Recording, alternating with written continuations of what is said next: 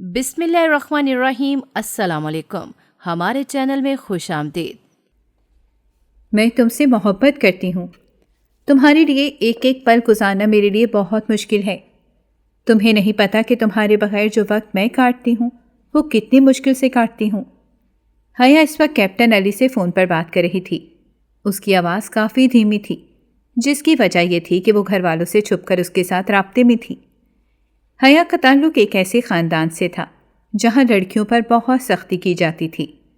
گھر سے باہر نکلنے تک کی اجازت نہیں تھی، لیکن حیا اچھی خاصی باغی ثابت ہوئی تھی، جس نے نہ صرف گھر سے باہر قدم نکالا تھا بلکہ اس کے ساتھ ساتھ وہ یونیورسٹی میں بھی قدم رکھنے والی پہلی لڑکی تھی۔ جب حیا کو یونیورسٹی جانے کی اجازت ملی تو باقی لڑکیوں نے بھی واویلا مچایا اور یونیورسٹی تک رسائی حاصل کی، لیکن یہ بھی کوئی آسان کام نہیں تھا۔ ہر وقت ہی ان پر نظر رکھی جاتی تھی۔ اگر وہ کسی لڑکے سے بات کر لیتی تھیں تو ان کی سختی آ جاتی تھی۔ اس یونیورسٹی میں ان کے گارڈز بھی ساتھ ساتھ ہی چلتے رہتے تھے، لیکن گارڈز کے بارے میں کسی کو بھی معلوم نہیں تھا۔ حیا کے حصے میں جو گارڈ آیا تھا وہ اچھا خاصا لالچی انسان تھا اور ایک غریب خاندان سے تعلق رکھتا تھا۔ وہ جانتی تھی کہ اسے کس طرح سے قابو میں کرنا ہے۔ ہر ہفتے ہی وہ اسے ایک موٹی رقم دے دیتی تھی اور اسے کہتی تھی کہ اب تمہارا میرے ساتھ کوئی تعلق نہیں ہے، اسی وجہ سے یونیورسٹی میں میرا پیچھا کرنے کی ضرورت نہیں ہے۔ وہ گارڈ بھی خاموشی سے اس کی بات مان لیتا تھا۔ ظاہر سی بات ہے اسے بھی پیسے چاہیے تھے، مگر وہ یہ بات نہیں جانتا تھا کہ جب حیا کے منگیتر کو اس بارے میں پتہ چلا تو وہ اس کی جان لے لے گا۔ حیا، تم اس وقت یہاں پر کیا کر رہی ہو؟ اپنی کزن کی بات سن کر وہ جلدی سے ہوش کی دنیا میں آئی۔ اس نے اپنے ہاتھ میں جو موبائل پکڑا ہوا تھا وہ بھی چھوٹ کر زمین پر گر گیا تھا۔ سمینا نے جب اس کے ہاتھوں میں موبائل دیکھا تو اس کا منہ کھلا کا کھلا رہ گیا۔ اب اس کے چہرے پر صرف اور صرف بے یقینی پھیلی ہوئی تھی۔ وہ جلدی سے حیا کے پاس گئی اور اسے بازو سے پکڑ کر ڈانٹتے ہوئے کہنے لگی، تمہیں بابا جان نے منع کیا تھا کہ موبائل نہیں رکھنا۔ اگر انہیں پتہ چل گیا کہ تم نے ایک عدد موبائل رکھا ہوا ہے تو تم نہیں جانتی کہ وہ تمہارے ساتھ کتنا برا سلوک کریں گے۔ حیا نے پہلے اپنے آپ پر قابو پایا اور پھر اسی کے انداز میں اسے جواب دیتے ہوئے کہنے لگی، مجھے کسی سے بھی ڈر نہیں لگتا اور یہ موبائل میں نے اپنی ضرورت کے تحت رکھا ہوا ہے۔ بابا کو اس کے بارے میں کبھی بھی پتہ نہیں چلے گا۔ حیا نے نارمل انداز میں جواب دیا۔ بلا شبہ اس پر بہت پابندیاں اور بہت سختیاں تھیں، لیکن اس کے باوجود بھی وہ اپنی منمانیاں کر لیتی تھی۔ اپنی بیٹی کی یہ حرکتیں دیکھ کر اس کی ماں کا دل دہل جاتا تھا۔ انہیں سمجھ نہیں آتی تھی کہ حیا کس پر چلی گئی ہے۔ ان کے خاندان میں آج تک کوئی بھی لڑکی اتنی ضدی ثابت نہیں ہوئی تھی جتنی وہ تھی۔ جو بات اس کے دماغ میں فٹ ہو جاتی تھی وہ نکالنا مشکل ہی نہیں ناممکن تھا۔ جب تک کہ حیا وہ کام نہیں کر لیتی تھی تب تک اسے سکون نہیں ملتا تھا۔ کبھی کبھار تو اسے اپنی ذات سے بھی خوف محسوس ہونے لگتا تھا، کیونکہ اس کا دماغ اس کے اپنے قابو میں بھی نہیں تھا۔ اس وقت بھی سمینا اسے بیٹھ کر سمجھانے لگی اور اسے اچھے اور برے کی تمیز سکھانے لگی۔ حیا نے اس کے سامنے ہاتھ جوڑے اور اسے کہا کہ مجھے ہر چیز کے بارے میں بہت اچھے طریقے سے پتہ ہے۔ میرے ماں باپ نے مجھے بچپن میں ہی سمجھا دیا تھا، اسی لیے بہتر یہ ہے کہ تم اپنا منہ بند رکھو۔ وہ سمجھ رہی تھی کہ موبائل زمین پر گرا ہے جس کی وجہ سے کال بند ہو گئی ہوگی، مگر ایسا نہیں تھا۔ سمینا نے ایک گہری سانس لی۔ جب اس کی نظر موبائل پر پڑی تو وہ تیزی سے اس کے پاس گئی اور اسے اٹھا کر کان سے لگا لیا۔ جیسے ہی کیپٹن علی کو سانس کی آواز سنائی دی وہ جلدی سے مخاطب ہوا اور کہنے لگا، کیا ہو گیا ہے حیا؟ کیا کوئی مسئلہ ہو گیا ہے؟ دوسری طرف سے مردانہ آواز سن کر سمینا کو لگا کہ اس کے قدموں کے نیچے سے زمین نکل گئی ہے۔ اب کی بار وہ صدمے کے مارے اپنے کزن کی طرف دیکھ رہی تھی۔ حیا نے جب اس کے چہرے کے بدلتے ہوئے تاثرات کو دیکھا وہ تیزی سے بھاگتی ہوئی اس کے پاس گئی اور اس کے ہاتھ سے موبائل چھین لیا۔ کال ابھی تک چل رہی تھی۔ اس نے اپنی کزن کا بازو پکڑا اور اسے کہنے لگی، دیکھو میری بات سنو، میں تمہیں اس بارے میں سب بتاتی ہوں۔ ابھی اور اسی وقت مجھے بتاؤ کہ کیا چل رہا ہے۔ اس کی کزن کا غصے کے مارے بہت برا حال تھا۔ ان سب لڑکیوں کو بتایا گیا تھا کہ ان کی شادی خاندان میں ہی کی جائے، کہ اس لیے باہر کسی کو بھی دیکھنے یا کسی کو دل دینے کی ضرورت نہیں ہے، اور اگر کسی لڑکی نے یہ غلطی کی تو اس کی سزا صرف اور صرف موت ہوگی۔ حیا کا تو ایک عدد منگیتر بھی تھا، مگر اس کے باوجود بھی وہ اس طرح کے چکروں میں پھنس گئی تھی، اور یہ بات اس کی کزن کے لیے کسی بھی طور پر قابل قبول نہیں تھی۔ حیا نے سب سے پہلے کال کاٹی۔ وہ جانتی تھی کہ کیپٹن علی یہ دیکھ کر غصے میں چلا گیا ہوگا، لیکن فی الحال اس کی مجبوری تھی۔ اس کے بعد وہ اپنی کزن کے پاس جا کر بیٹھ گئی اور اسے کہنے لگی کہ تمہیں بہت اچھے طریقے سے پتہ ہے کہ میں نے عباس سے منگنی اپنی مرضی سے نہیں کی تھی، بلکہ گھر والوں نے میرے ساتھ زبردستی کی تھی۔ میری اس میں ذرا بھی رضامندی شامل نہیں ہے۔ اس کی کزن نے ہاتھ اٹھا کر اسے خاموش رہنے کا اشارہ کیا اور اس کے ساتھ ہی 2 ٹوک انداز میں کہہ دیا کہ یہ کوئی جواز نہیں بنتا۔ اگر تمہیں وہ پسند نہیں ہے تو تم اپنے ابا جان سے جا کر بات کرو اور ایک مناسب انداز میں یہ رشتہ توڑ دو۔ تم اس کے ہوتے ہوئے کسی اور لڑکے کے ساتھ تعلق میں نہیں رہ سکتی۔ میں تمہیں اس چیز کی ہرگز بھی اجازت نہیں دوں گی۔ اس نے حیا کے ہاتھ سے موبائل چھین لیا اور اسے کہنے لگی، تمہیں ایک دوسری بار یہ موبائل اسی وقت ہی ملے گا جب تم یہ منگنی توڑو گی۔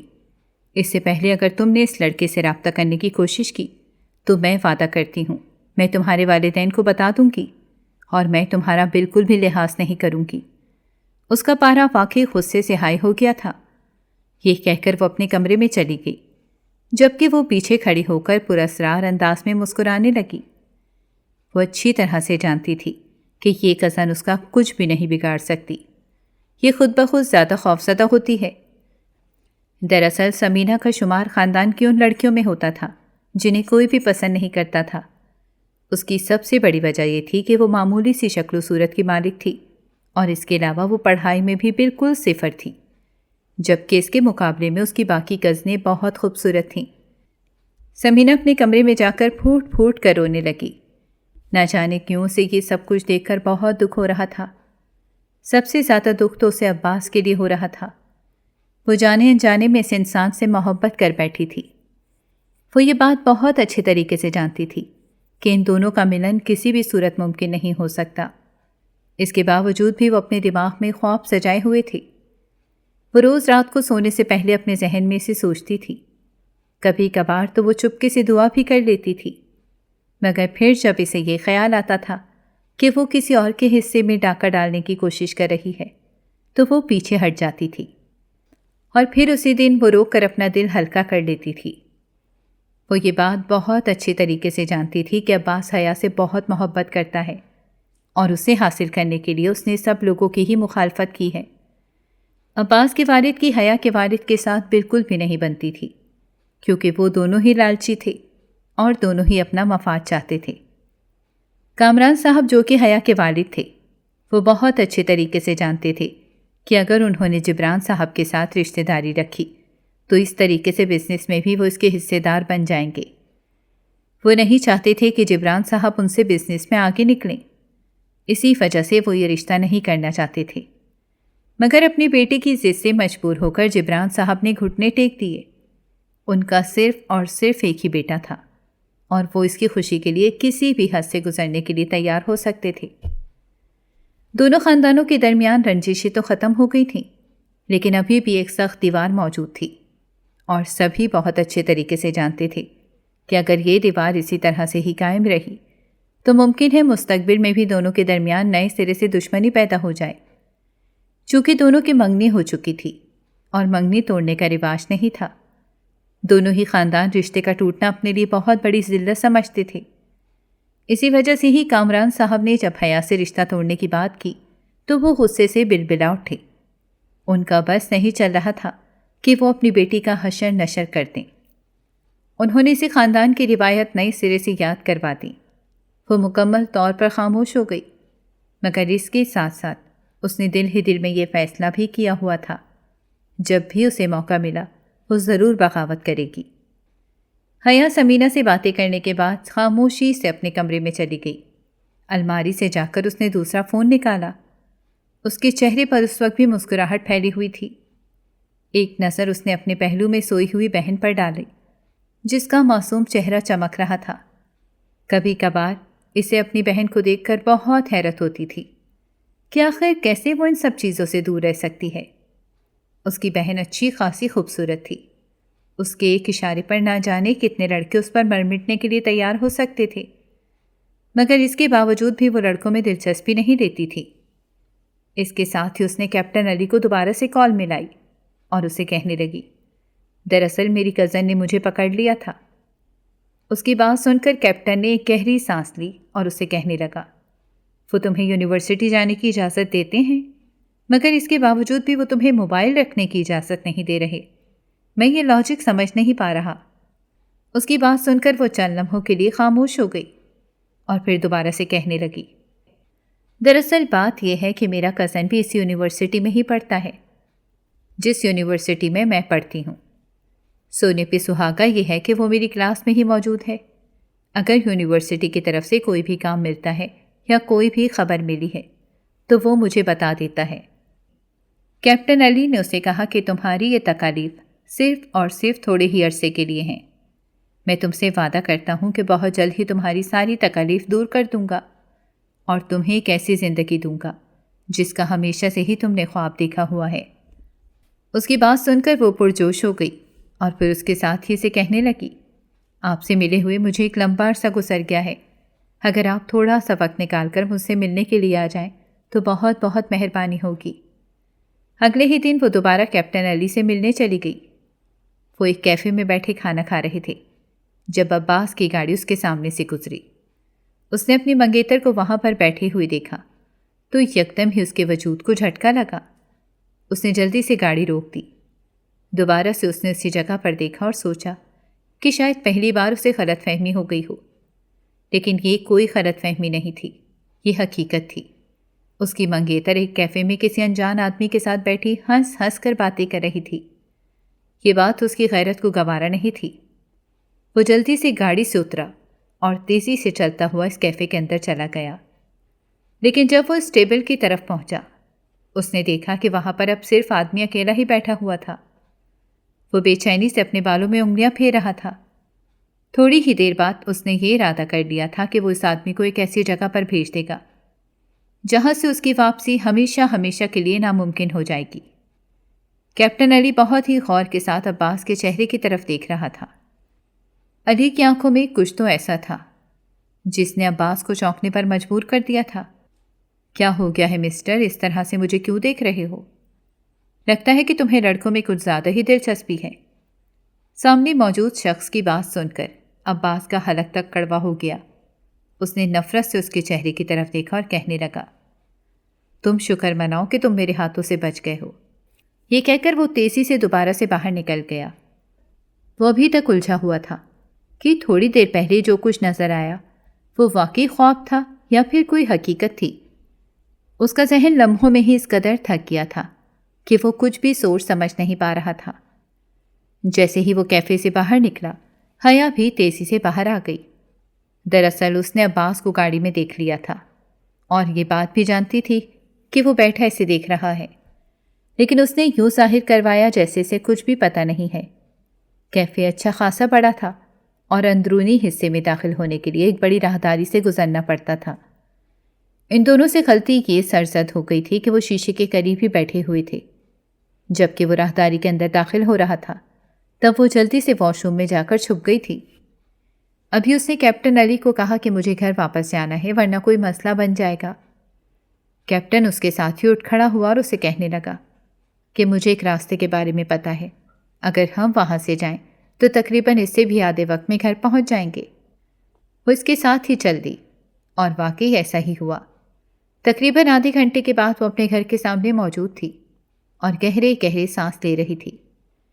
گاڑی اس نے تھوڑے ہی فاصلے پر رکوا دی تھی۔ وہ تیزی سے کمرے کے اندر چلی گئی۔ حویلی کے تمام لوگ اپنے کاموں میں ہی موجود تھے۔ سب لوگ یہی سوچ رہے تھے کہ وہ اس وقت یونیورسٹی میں گئی ہوئی ہے۔ احتیاط کے طور پر اس نے گارڈ کو بھی کال کر دی تھی اور اسے کہا تھا کہ ابھی اور اسی وقت حویلی پہنچ جاؤ۔ جب عباس حویلی کے اندر داخل ہوا تو اس نے دیکھا کہ گارڈ وہاں پر ہی موجود تھا۔ سب سے پہلے وہ اس کے گارڈ کے پاس گیا اور اس سے پوچھنے لگا کہ تمہاری بیوی جان کہاں پر ہیں؟ گارڈ نے بہت ہی مؤدب انداز میں جواب دیا کہ وہ تو آج یونیورسٹی سے جلدی واپس آ گئی تھیں، ان کی طبیعت ٹھیک نہیں ہے۔ یہ سن کر اس کے دل کو تھوڑی سی تسلی ملی، مگر یقین دہانی کے لیے وہ تیزی سے اس کے کمرے کی طرف بھاگ گیا۔ اگر کوئی اور صورتحال ہوتی تو وہ اس کے کمرے میں جانے سے پہلے 100 بار سوچتا، کیونکہ ابھی ان دونوں کا نکاح نہیں ہوا تھا۔ بغیر اجازت دیے وہ کمرے کے اندر داخل ہو گیا۔ وہ ہر چیز سے بے نیاز ہو کر اپنے بستر پر گری ہوئی تھی۔ اسے اس حالت میں دیکھ کر عباس کا دل تیزی سے دھڑکا۔ دوسری طرف جب اسے یوں محسوس ہوا کہ دروازہ کھلا ہے، وہ بھی جلدی سے اپنی جگہ پر اٹھ بیٹھی۔ سامنے کھڑی شخصیت کو دیکھ کر اس کے قدموں کے نیچے سے زمین نکل گئی۔ اس نے جلدی سے اپنا دوپٹہ سیٹ کیا۔ اس کے منگیتر کو بھی اب اپنی حرکت پر شرمندگی ہو رہی تھی۔ اس نے اسے جلدی سے معافی مانگی اور کمرے سے باہر چلا گیا۔ وہ اس قدر بوکھلا گیا تھا کہ اس نے یہ تک نہیں دیکھا کہ حیا نے وہی لباس پہنا ہوا تھا جس لباس میں اس نے اسے کیفے میں بیٹھے ہوئے دیکھا تھا۔ اگر وہ وہاں سے بھاگنے کے بجائے تھوڑی سی غور کر لیتا اور سوچ بچار کر لیتا تو شاید وہ حقیقت سے آشنا ہو جاتا، مگر ہائے بدبخت محبت۔ اس کے جانے کے بعد حیا اسے دل ہی دل میں گالیاں دینے لگی اور سوچنے لگی کہ کیسے سے جان چھڑوائے۔ اس کی آنکھوں میں آنسو آ گئے تھے۔ آج ہی کیپٹن نے اسے بتایا تھا کہ اس کے گھر والے اس پر دباؤ ڈال رہے ہیں اور کہہ رہے ہیں کہ اب وہ جلد از جلد شادی کر لیں۔ اس میں اس بیچارے کا بھی کوئی قصور نہیں تھا۔ اس کی عمر 26 سال ہو گئی تھی اور اس کی ماں بھی ایک بوڑھی عورت تھی جو چاہتی تھی کہ اس گھر میں جلد از جلد بہو آ جائے۔ کیپٹن علی ایک بہت بڑے خاندان سے تعلق نہیں رکھتا تھا، وہ ایک متوسط طبقے سے تعلق رکھتا تھا۔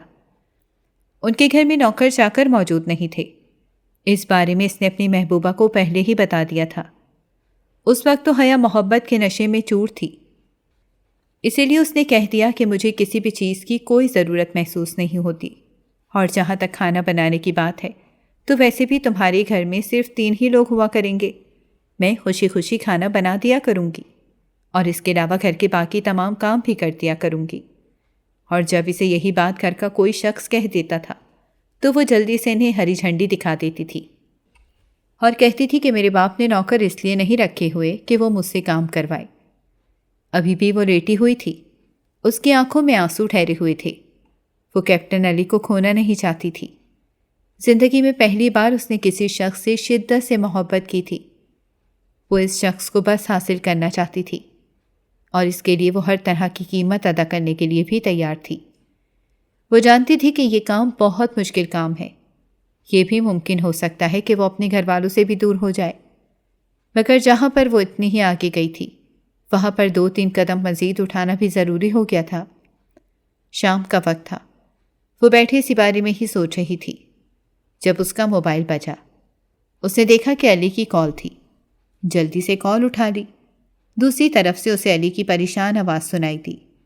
وہ اسے کہہ رہا تھا کہ ہمیں جلد از جلد شادی کرنی ہوگی کیونکہ میری ماں کی طبیعت بہت خراب رہنے لگی ہے۔ مجھے لگ رہا ہے کہ ان کا تھوڑا ہی وقت رہ گیا ہے۔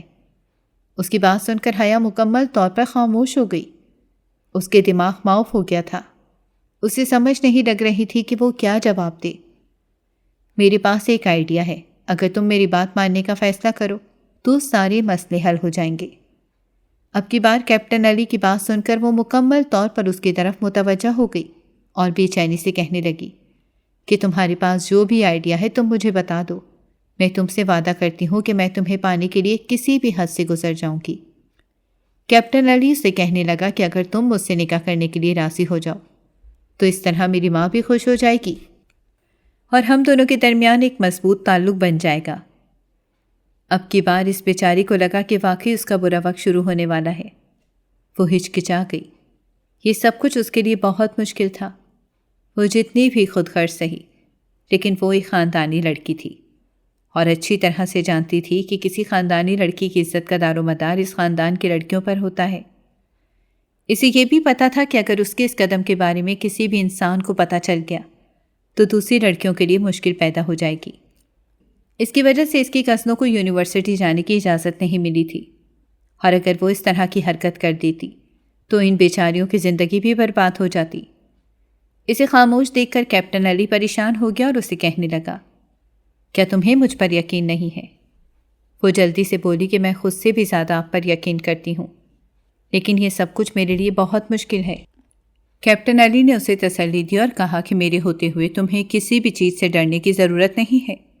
اگر تمہیں یہ خوف ہے کہ تمہارے گھر والے تمہارے ساتھ برا سلوک کریں گے تو یہ خوف بھی اپنے دل سے نکال دو۔ میں صورتحال ہی ایسی بنا دوں گا کہ وہ خود ہی تمہارا ہاتھ مجھے دینے کے لیے تیار ہو جائیں گے۔ ان کے ساتھ میں کسی قسم کی زبردستی نہیں کروں گا، بلکہ سب کچھ ان کی ہی مرضی سے ہوگا۔ تم مجھے تھوڑا سا وقت دے دو اور ابھی جو کچھ میں کہہ رہا ہوں بس وہ کرتی جاؤ۔ ہم دونوں کی زندگی بہت ہی سکون میں چلی جائے گی۔ وہ اس کی بات ماننے کے لیے راضی ہو گئی اور اسے کہنے لگی، ٹھیک ہے، تم مجھے بتا دو کہ کہاں پر جا کر نکاح کرنا ہے۔ یہ کہتے وقت ایک لمحے کے لیے اس کے ذہن میں عباس کا چہرہ آیا تھا، جو اس سے بے پناہ محبت کرتا تھا۔ دوسرے ہی لمحے اس نے اس کے چہرے کو مکمل طور پر نظر انداز کر دیا اور اپنے محبوب کو خوش کرنے کے لیے تیار ہو گئی۔ علی بہت زیادہ خوش تھا۔ ایک لمبے عرصے سے وہ جس مقصد کے پیچھے پڑا ہوا تھا، اب وہ وقت آ گیا تھا کہ وہ اپنے مقصد کو حاصل کر لیتا۔ سب سے پہلے اس نے حیا کے والد کا نمبر نکالا، جسے اس نے 4 سال پہلے اپنے موبائل میں محفوظ کر لیا تھا۔ اب وقت آ گیا تھا کہ وہ اس کے والد کو بلیک میل کرتا اور اسے وہی تکلیف پہنچاتا جو تکلیف اس کے والد نے کچھ سالوں پہلے اس کی خالہ جان کو پہنچائی تھی۔ اب وہ بدلہ لینے کا وقت آ گیا تھا۔ وہ اس کے لیے بہت پرجوش تھا۔ اس سب میں وہ یہ بات مکمل طور پر نظر انداز کر گیا تھا کہ جس لڑکی کو اس نے مہرہ بنایا تھا، وہ لڑکی اس سے حد سے زیادہ محبت کرتی تھی۔ جس دن اس لڑکی کو اس کی چال کے بارے میں پتہ چلے گا، اس دن اس لڑکی کا دل بہت بری طرح سے ٹوٹ جائے گا۔ ان سب باتوں سے اس نے اپنے آپ کو مکمل طور پر آزاد کر دیا تھا۔ اگلے ہی دن وہ اس کی بتائی ہوئی جگہ پر پہنچ گئی۔ وہ ایک پوش علاقے میں بنا ہوا چھوٹا سا فلیٹ تھا، جس کے اندر وہ اپنے دوستوں کے ساتھ موجود تھا۔ ایک لمحے کے لیے تو حیا کو بہت خوف محسوس ہوا۔ وہاں پر سارے مرد حضرات ہی جمع تھے۔ وہ شش و پنج میں مبتلا تھی کہ کیا کیا جائے۔ اچانک ایک لڑکی تیزی سے بھاگتی ہوئی اس کے پاس آئی اور اس کا ہاتھ پکڑ کر کمرے میں لے کر اس کے ساتھ ہی وہ اس سے معذرت کرنے لگی اور اسے کہنے لگی کہ مجھے معاف کر دینا، مجھے اندازہ نہیں ہوا کہ تم یہاں پر پہنچ گئی ہو۔ مجھے علی بھائی نے کہا تھا کہ تمہیں تیار کروں۔ اب وہ اسے شیشے کے سامنے بٹھا کر اس کا معائنہ کر رہی تھی۔ اس کے لبوں پر ایک بہت ہی پیاری سی مسکراہٹ پھیلی ہوئی تھی۔ وہ حیا کو کہنے لگی، تم تو میری سوچ سے بھی زیادہ خوبصورت ہو۔ علی بھائی نے تمہاری میرے سامنے بہت تعریف کی تھی، مگر مجھے نہیں لگتا تھا کہ کوئی انسان اس قدر پیارا ہو سکتا ہے۔ اب جب میں تمہیں اپنی آنکھوں سے دیکھ رہی ہوں تو مجھے واقعی یقین آ گیا ہے، تم آسمان سے اتری ہوئی کوئی پری ہو۔ حیا کا دماغ صرف اور صرف ایک ہی بات میں اٹکا ہوا تھا۔ اس نے دوبارہ سے سامنے کھڑی لڑکی سے پوچھا، کیا واقعی علی نے میری تعریف کی تھی؟ اس لڑکی نے تیزی سے ہاں میں سر ہلا دیا اور حیا کو کہنے لگی، اس میں تو کوئی بری بات نہیں ہے۔ جہاں تک میرا خیال ہے وہ تو ہر وقت ہی تمہاری تعریفوں میں ہی مگن رہتے ہوں گے۔ حیا نے تیزی سے نفی میں سر ہلا دیا اور اسے کہنے لگی، نہیں، ایسی کوئی بات نہیں ہے۔ انہوں نے آج تک کبھی بھی میرے سامنے میری تعریف نہیں کی۔ جس دن مجھے ان سے محبت ہوئی تھی، اس دن میں نے اپنی محبت کا اعتراف کر لیا تھا اور انہوں نے میری محبت کو قبول کر لیا تھا۔ اس کے بعد دوبارہ کبھی بھی ہمارے سلسلے میں کوئی بات نہیں ہوئی۔ وہ کافی میچیور ہیں، جب بھی مجھ سے بات کرتے ہیں شادی کے بارے میں ہی بات کرتے ہیں۔ فوزیہ چند لمحوں کے لیے مکمل طور پر خاموش ہو گئی۔ اسے علی کی یہ بات بالکل بھی پسند نہیں آئی تھی۔ کم از کم اپنی ہونے والی بیوی سے تو اسے پیار بھری باتیں کرنی چاہیے تھیں۔ اس نے بھی تھوڑی دیر پہلے یہ بات بھی جھوٹ کہی تھی کہ علی حیا کی تعریف کر رہا تھا۔ علی نے تو فوزیہ کے سامنے اس کا نام تک نہیں لیا تھا۔ اس نے صرف یہی کہا تھا کہ سفید لباس میں ملبوس ایک لڑکی یہاں پر آئے گی، تم اسے اچھے طریقے سے تیار کر دینا۔ جب اسے تیار کر کے فارغ ہوئی تو ایک لمحے کے لیے وہ خود مبہوت رہ گئی۔ حیا اس وقت بلا شبہ بہت ہی خوبصورت لگ رہی تھی۔ یوں لگ رہا تھا جیسے آسمان سے چاند اتر کر زمین پر آ گیا ہو۔ فوزیہ نے پرجوش ہو کر اسے گلے لگا لیا اور کہنے لگی، تم تو آج سب کے دلوں پر ہی بجلیاں گراؤ گی۔ وہ بھی مسکرانے لگی اور بولی کہ مجھے سب لوگوں کی ضرورت نہیں ہے، مجھے صرف اور صرف علی کی ضرورت ہے۔ میری خواہش ہے کہ وہ مجھ سے خوش ہو جائیں۔ اسے باہر لے جایا گیا۔ تھوڑی ہی دیر بعد اس کا بہت ہی سادگی سے نکاح ہو گیا۔ چند گھنٹوں بعد مہمان وہاں سے جانا شروع ہو گئے۔ وہ وہاں پر تنہا ہی بیٹھی ہوئی تھی۔ اس نے فکر مندی سے اپنے مزاجی خدا کی طرف دیکھا اور اسے کہنے لگی کہ اب مجھے یہاں سے جانا ہوگا۔ اس کی بات سن کر علی کے چہرے پر ایک پراسرار مسکراہٹ پھیل گئی اور وہ اسے کہنے لگا کہ ابھی تمہیں یہاں سے جانے کی ضرورت نہیں ہے، ابھی ایک خاص مہمان آنے والا ہے جسے میں نے تم سے ملوانا ہے۔ حیا پرجوش ہو گئی اور اس سے کہنے لگی، کہیں تم اپنی ماں سے تو مجھے نہیں ملواؤ گے؟ کیلی نے زور زور سے نفی میں سر ہلایا اور کہا کہ اس سے بھی خاص مہمان ہے۔ وہ اس کے قریب ہی صوفے پر جا کر بیٹھ گئی۔ اس نے ایک نظر اپنے مزاج خدا کے چہرے کی طرف دیکھا۔ بلا شبہ وہ اس انسان سے بہت محبت کرتی تھی اور اس سے دوری کا احساس اسے بہت تکلیف پہنچاتا تھا، اور صرف وہ دن بھی بہت اچھے طریقے سے یاد تھا جس دن وہ اپنے کزن کے پاس گاؤں گئی تھی۔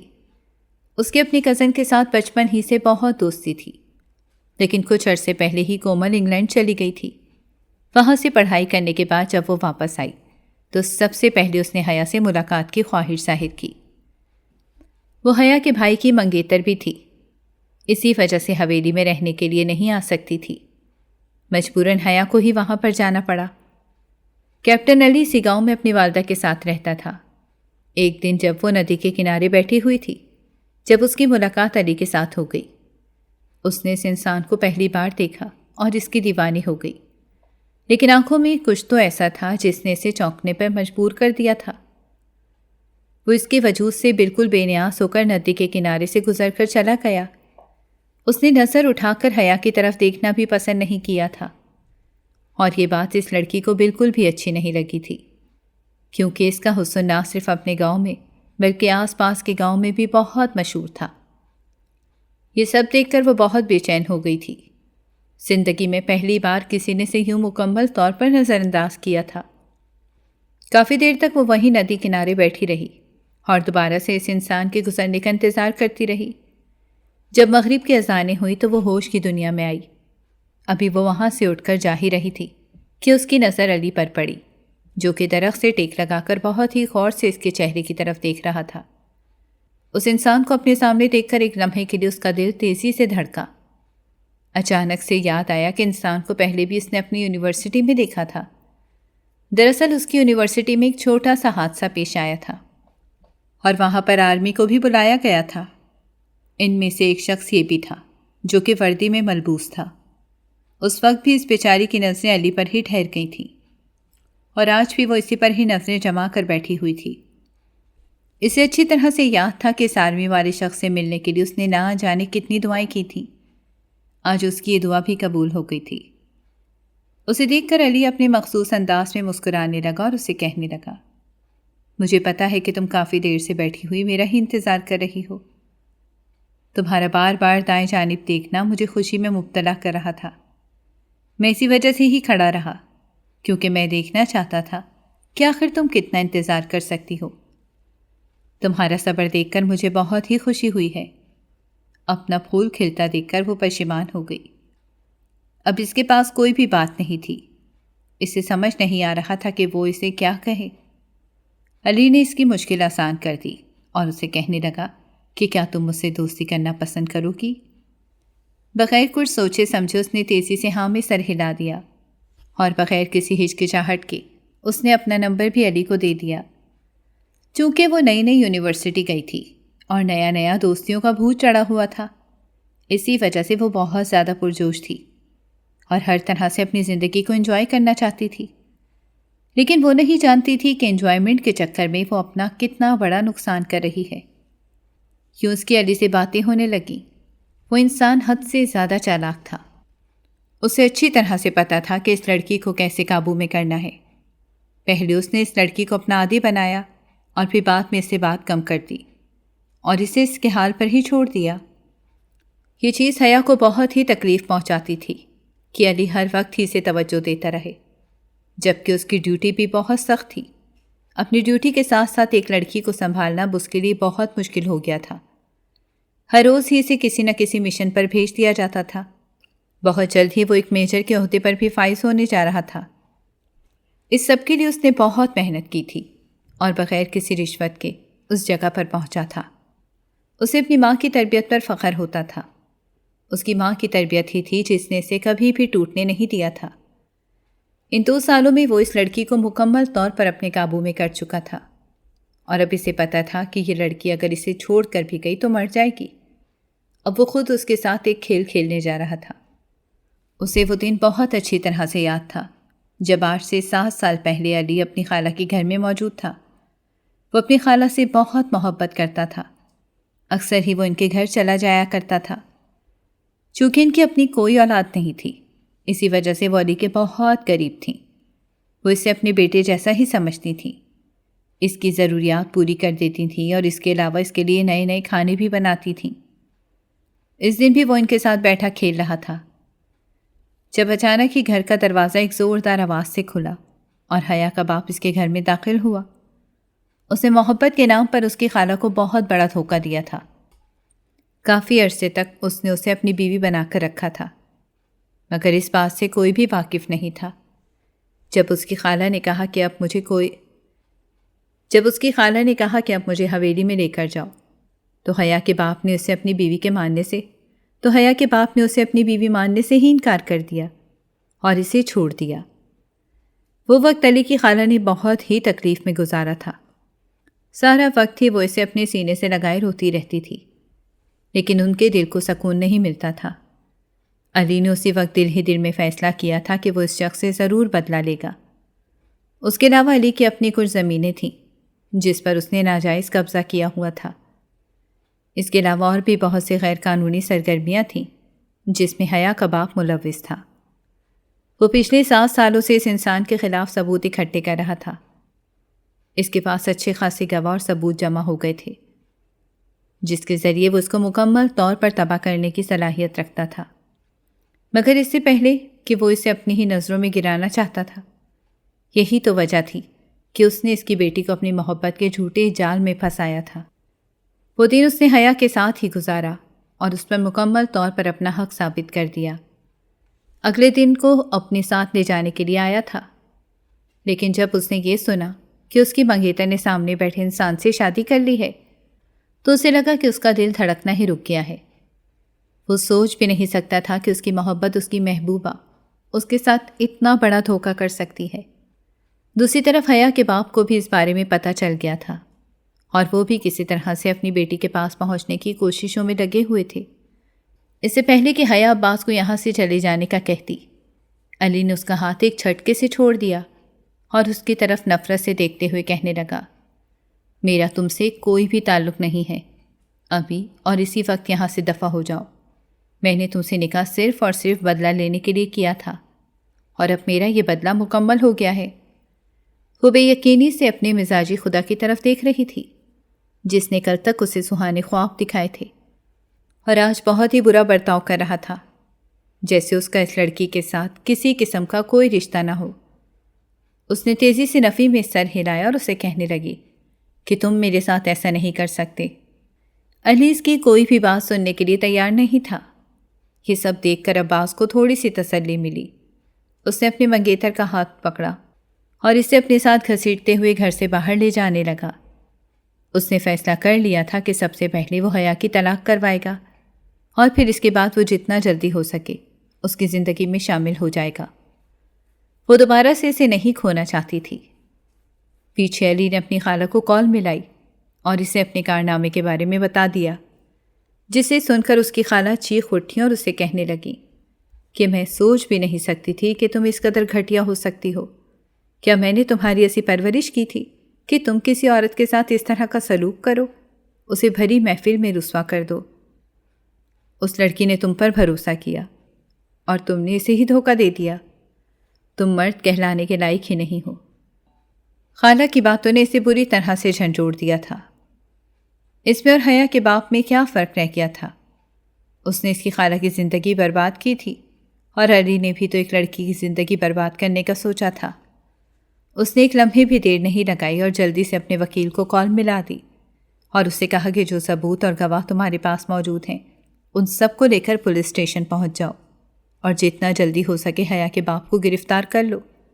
میں اب مزید انتظار نہیں کر سکتا۔ اب اس نے اپنے ایک دوست کو بھی اطلاع کر دی تھی اور اسے عباس کی گاڑی کا نمبر بھی بتا دیا تھا کہ جتنا جلدی ہو سکے اس گاڑی کو روکا جائے۔